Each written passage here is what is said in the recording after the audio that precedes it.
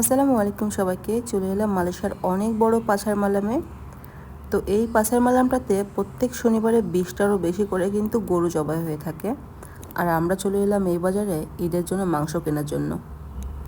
তো দেখতেই পাচ্ছেন কতটা ফ্রেশ মাংস, আর এই মাংসটা আমার জন্য কাটা হচ্ছিল, নলির মাংস।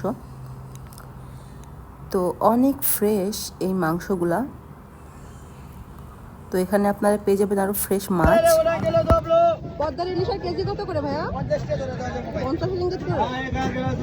তো একটু দেখি, দেখান, একটু উঁচু করে দেখান।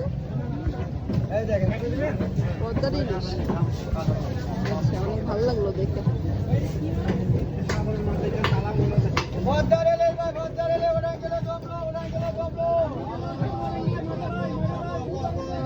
ফ্রেশ মাছ, মাংস, আরও আছে ফ্রেশ কচুরলতি, বিভিন্ন রকমের সবজি, কলা, মানে কি চাবেন